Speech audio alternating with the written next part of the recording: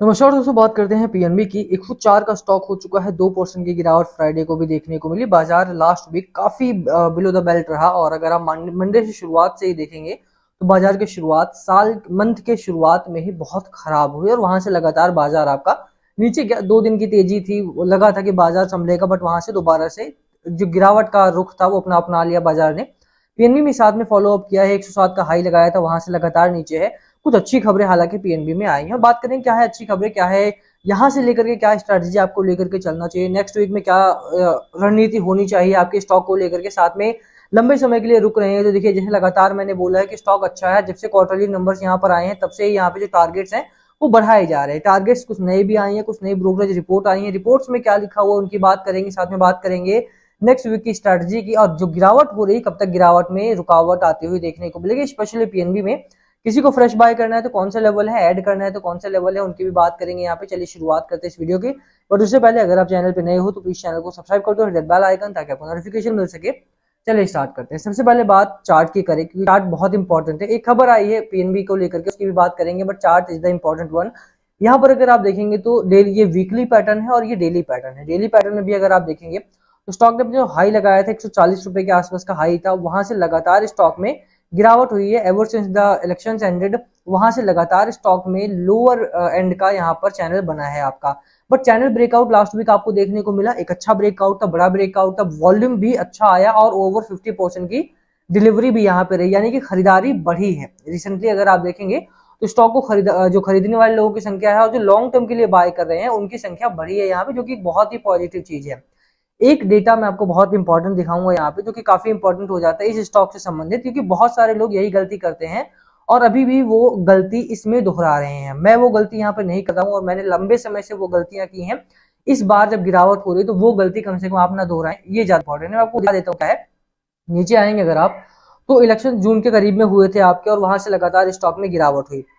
जून से अगर आप रिटेल का पार्टिसिपेशन देखेंगे इस स्टॉक में तो 14% था जून के करीब में, जो कि लगातार गिरते गिरते अब लगभग 9% रह गया है। यानी कि जून से, जब से स्टॉक ने आपका एक अपर एंड पर एक बनाया, अपना टॉप बनाया, तब से जब से गिरावट स्टार्ट हुई, रिटेल ने लगातार निकलना ही है। यहाँ पर बिकवाली बहुत हुई रिटेल की तरफ से। वहीं पर अगर आप एफआईआई को देखेंगे, म्यूचुअल फंड को देखेंगे, तो उन्होंने 2 से 3 क्वार्टर में, जून उनका एंड था जब लोवेस्ट वो आ गए थे जून में, और वहां से अगर आप देखिए तो जून में जब, क्योंकि लगातार तेजी थी, लगातार स्टॉक अपना टॉप बना रहा था, और टॉप पे उन्होंने लगभग जब आया कि हाँ लगा कि वहां से अब सस्टेन नहीं करेगा, स्टॉक काफी ओवर वैल्यूड हो चुका है, लंबी दूरी तय कर ली है, तो म्यूचुअल फंड ने निकलना स्टार्ट किया। जून में सबसे कम होल्डिंग उनकी हो गई थी, वहां से फिर बढ़ाया उन्होंने, और इस क्वार्टर में, सितंबर में अगर आप देखें, इन 2 क्वार्टर में लगातार उन्होंने अब बढ़ाया है। वही चीज एफआईआई ने भी यहाँ पर की है। अगर आप उनका जून का नंबर देखेंगे, हालांकि क्योंकि ये लंबे समय के लिए आते, जून में सबसे कम था। अब यहाँ पे 2 क्वार्टर में अगर आप सितंबर के 2 महीने में देखेंगे तो एक अच्छा टॉप उन्होंने बनाया है, एक अच्छी खरीदारी की है। 3% की बाइंग यहाँ पे एफआईआई की तरफ से आई। देखिए चीज क्या है ना, कि जब आज मैं डेटा चेक कर रहा हूँ तो रिटेल का पार्टिसिपेशन बहुत कम हो चुका है। जब लास्ट टाइम मैंने वीडियो किया था मे बी 1 महीने 2 महीने पहले, तो ये डेटा 11-12% के करीब में था, और आज मैं जब ये कर रहा हूँ तो 9% के करीब में रिटेल का पार्टिसिपेशन आ गया। रिटेल बहुत तेजी से बेच रहा है। ये डेटा इस बात से भी साबित होता है। मैं आपको एक और चीज दिखा देता हूँ यहाँ पे। अगर आप यहाँ पर देखेंगे तो कल का जो डेटा, यानी फ्राइडे का डेटा जो है, वो एफआईआई ने बिकवाली की 3400 करोड़ रुपए के आसपास की, डीआईआई ने 1748 करोड़ की बिकवाली। गिरावट हुई बाजार में, 2 दिन की रैली आई तो रिटेल ने बाय करना स्टार्ट कर दिया। बट वहीं पर अगर आप नीचे आएंगे तो जब ये मैच हो रहा था, यानी कि जब 6 नवंबर को मैच हो रहा है, इस दिन भी अगर आप जाकर के देखेंगे तो गिरावट यहाँ पर भी आपको देखने को मिलेगी। इन दिनों भी जब डीआईआई मैच कर रहे हैं, क्यों? क्योंकि लगातार पिछले दिनों गिरावट हुई थी। तो रिटेल बहुत ज्यादा मार्केट को देख के मैनिपुलेट होता है कि मार्केट में अगर गिरावट है तो बेच दो, मार्केट अगर तेजी में है तो खरीद डालो। वही चीज कल के दिन भी, फ्राइडे को भी हुई। रिटेल ने बहुत अच्छी खरीदारी की। निफ्टी अगर आप देखें तो 0.2% के करीब में ही गिरा बस। वहीं पर अगर आप स्मॉल कैप और मिड कैप देखेंगे तो वो तेजी से गिरावट में रहे हैं। मेरे कहने का मतलब यह है कि रिटेल इस समय पे वही गलती दोहरा रहा है जो सालों से करता आ रहा है, और वही गलती 2016 से I started full time stock market, and वहां से अगर आप देखेंगे तो मैंने बहुत ज्यादा ये काम किया कि यार जैसे ही मार्केट ऊपर गया, बाइंग बाइंग बाइंग करना स्टार्ट किया, मार्केट ने टॉप बनाया, वहां से अगर नीचे आ रहा है तो मैंने सेल करना स्टार्ट करा। और जब नीचे आता है तो आपको पता नहीं चलता, बहुत टाइम तक आप रुके रहते हो, वेट करते हो कि नहीं अभी नहीं जाएगा, कब जाएगा, कब नहीं जाएगा।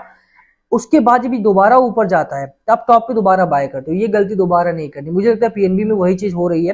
पीएनबी में रिटेल पार्टिसिपेशन पिछले दिनों से काफी कम हुआ है, स्पेशली रिटेल का अगर आप देखें तो। वहीं पर एफआईआई ने और म्यूचुअल फंड ने अपने नंबर्स को, स्टेक्स को बढ़ाया है, वो चीज अगर करते हैं ज्यादा बेहतर रहेगा। बाकी बाजार की जहां तक स्थिति है, बाजार अभी उस स्थिति में नहीं है कि आप ये कह सके कि हाँ 1 महीने में 2 महीने में ये बाजार सुधर सकता है। 2 महीने में हो सकता है अच्छा खासा यहाँ पर रैली आ जाए, 2 महीने में हो सकता है ये स्टॉक जो है यानी कि निफ्टी आपका 23,500 के करीब में भी जा सकता है। तो थोड़ा सा यहाँ पे समझ के कामकाज करने की जरूरत है। एफआईआई अभी भी बेच रहा है, ट्रम्प के आने के बाद भी लगा था कि ट्रम्प साहब आएंगे, उसके बाद एक जो बिकवाली है वो कम होगी, इलेक्शंस का रेपोकेशन होगा। बट अगर गिरावट की शुरुआत या बिकवाली की शुरुआत ट्रम्प के ना होने से नहीं थी तो उनके होने से नहीं रुकेगी। सिंपल चीज है कि हमारे जो वैल्यूएशन है वो काफी हाई है मार्केट में, और अगर आप देखेंगे तो ओवर वैल्यूड जो स्टॉक्स है उन्हीं में बिकवाली हो रही है। श्योरली पिछले 2 दिनों में पीएनबी में गिरावट हुई है, बट वो गिरावट बहुत नॉमिनल सी है। मार्केट जहां पे बड़ा भारी गिरावट में रहा 107 से अगर 105 पे आपका स्टॉक आ गया, ये कोई बहुत बड़ी गिरावट नहीं है, अराउंड 2% की गिरावट यहाँ पर हुई है दोनों दिनों की मिला करके। तो आई थिंक कि यहाँ पर अभी भी मैनेजेबल सिचुएशन है। अब ये तो रही खबर की बात। अब बात करें पीएनबी में क्या खबर है। पीएनबी की खबर ये है कि पीएनबी ने अपने एफडी के रेट्स को चेंज किया है। ये बहुत अच्छी खबर है। रीजन बीइंग कि अगर आप देखेंगे तो बैंकिंग सेक्टर को स्पेसिफिकली 3 मापदंड पे नापा जाता है। पहला होता है एनआईएम, जो कि बहुत इंपॉर्टेंट है, नेट इंटरेस्ट मार्जिन। एनआईआई अगर आप बात करें तो ये भी एक इम्पॉर्टेंट होता है। डिपॉजिट रेशियो मेरे लिए बहुत इंपॉर्टेंट है कि क्या डिपॉजिट बढ़ा है या घटा है। और इसके साथ ही मैं आपको बता दूं तो ये एनआईआई के साथ ही क्रेडिट ग्रोथ, कितना क्रेडिट यहाँ पर जनरेट कर रही है कंपनी और उसका कॉस्ट क्या है, क्रेडिट ग्रोथ भी और क्रेडिट कॉस्ट भी, कि क्रेडिट अगर बढ़ रहा है या नहीं बढ़ रहा है, जो लोन दे रहे हैं वो बढ़ रहा है नहीं बढ़ रहा है, और उसका कॉस्ट क्या आ रहा है वो भी। तो ये 3-4 चीजें हैं जो बहुत इंपॉर्टेंट रहती हैं। और मेरे लिए, क्योंकि पिछले दिनों अगर आपने देखा हो तो आरबीआई ने सिंपल बोला कि पब्लिक सेक्टर बैंक के पास मार्जिन की बहुत कमी हो रखी है, और उसी टाइम पर पीएनबी का क्यूआईपी भी लॉन्च हुआ था। तब पीएनबी को लेकर के सीएनबीसी पर जो सिंघल साहब है उन्होंने काफी मजाक उड़ाया था कि बैंक के पास इतना पैसा नहीं है कि वो अपने फंड्स को मैनेज कर सके, उसको क्यूआईपी लाना पड़ रहा है। आज वही कल का अगर आपने न्यूज देखा हो सीएनबीसी पर, तो उन्होंने ही बोला कि पीएनबी एक समय का यहाँ पर लीडर बन के उभर रहा है, क्योंकि यहाँ पर अब वो सारी चीजें फुलफिल होती हैं जो किसी भी इन्वेस्टर को चाहिए किसी बैंक में इन्वेस्ट करने के लिए। मेरा मानना है कि आने वाले दिनों में पीएनबी जैसे स्टॉक्स में, बीओबी जैसे स्टॉक्स में, केनरा बैंक जैसे स्टॉक्स में एक बड़ी रैली की संभावना है। और रिटेल यहाँ से निकल करके थोड़ी सी गलती तो यहाँ पर कर रहा है। मुझे नहीं लगता कि यहाँ पे निकलने का समय है। स्टॉक ने ऑलरेडी अपना बॉटम बनाया है। I am not waiting for it to make bottom and I am not searching for the one. यहाँ पर अगर आज एक स्टॉक आपका 105 पर, ये 90 पर जाएगा मैं तब भी बाय करूंगा, ये 80 पर जाएगा मैं तब भी बाय करूंगा। बट ये कहना आसान है, 80 पर नहीं जाने वाला, ना ही 90 पर जाने वाला। बट स्टिल अगर 90 पर जाता है वो एक बहुत अच्छा प्राइस किसी के लिए भी होगा बाय करने के लिए। अब बात करें स्टॉक के ऊपर जाने की संभावना की, देखिए मार्केट अभी भी खराब स्थिति में, मैंने जैसे बोला और मैंने डेटा भी दिखाया कि रिटेल का बहुत ज्यादा मैनिपुलेशन रहता है मार्केट के साथ में, वो काम नहीं करना है। अभी होल्ड करके बैठने का समय है। मैं क्या कर रहा हूँ, मैं होल्ड करके बैठ रहा हूँ स्टॉक को। पीएनबी अंडर वैल्यूड स्टॉक है आपका, एसेट क्वालिटी अच्छी है, क्वार्टरली नंबर अच्छे आए हैं। जो डिपॉजिट की प्रॉब्लम थी कंपनी के पास उसको सॉल्व करने के लिए कंपनी नए चेंजेस कर रही है। एफडी रेट्स को चेंज किया उन्होंने ताकि उनके पास एफडी जनरेट हो, लोग एफडी करवाने के लिए आए, पैसा आए उनके पास। तो कुल मिलाकर के मेरा मानना ये है कि पीएनबी में बिजनेस जो साइकिल है वो सुधर रहा है। फेस्टिव सीजन है, क्वार्टरली नंबर, Q3 के नंबर्स और अच्छे आएंगे, Q2 के नंबर अच्छे आए हैं। मार्केट अगर थोड़ा भी इंप्रूव करता है, आपने खुद देखा कि स्टॉक ने 94 तक के भी लो लगाए, वहां से कितनी तेजी से ये आगे बढ़ा है, कितनी तेजी से इंप्रूव हुआ है यहाँ पे, है ना। तो वो चीज यहाँ पर आपको देखने को मिलेगी। अगर मार्केट थोड़ा भी बुलिश होगा, थोड़ा भी अच्छा चलेगा, तो पीएनबी उसमें पार्टिसिपेट करेगा, और न सिर्फ पार्टिसिपेट करेगा, अच्छा खासा भागेगा। जैसे मैंने कहा, अगर आप पार्टिसिपेशन देखेंगे तो वीकली 43% के आसपास का यहाँ पर एवरेज डिलीवरी है, और वो डिलीवरी बढ़ेगी आने वाले दिनों में। डिलीवरी बढ़ रही है, ऑब्वियस सी बात है। स्टॉक ने एक साल में 40% के आसपास का एवरेज अभी भी दिया है, 5 साल में अच्छा खासा वेल्थ जनरेट किया है। और आने वाले दिनों में जो चीज अभी तक देखने को मिल रही है वो यही कि एफआईआई एंड म्यूचुअल फंड ये प्लानिंग हेड कर रहे हैं, और हम लोग रिग्रेसिव प्लानिंग कर रहे हैं। जब ये दोबारा से स्टॉक 130 के करीब जाएगा, रिटेल दोबारा एंट्री मारेगा यहाँ पे। जब ये स्टॉक आपका साइड में चलने के लिए रेडी होगा तो रिटेल दोबारा यहाँ पर एंट्री लेगा, और जब ऊपर निकलने वाला होगा रिटेल बेचेगा, जो अभी कर रहा है। मेरा है अभी होल्ड करना है। स्टॉक खराब स्थिति में है, बट कौन सा स्टॉक नहीं है। इस टाइम में मार्केट अगर आप देखोगे तो अच्छी स्थिति में नहीं है।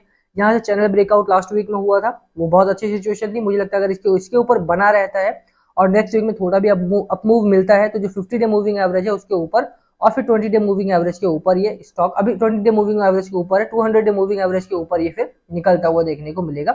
अच्छी स्थिति में है कंपनी, इंटरनली बहुत स्ट्रांग है, एक्सटर्नली थोड़े फैक्टर्स खराब है तो उस वजह से गिरावट है, होल्ड किया जा सकता है। अच्छी खबरें हैं, अच्छी न्यूज है, मुझे लगता है कि यहाँ पर बिल्कुल होल्ड बनता है। बाकी खरीदारी किसी को करनी है तो अपने डिस्क्रिप्शन पर करे।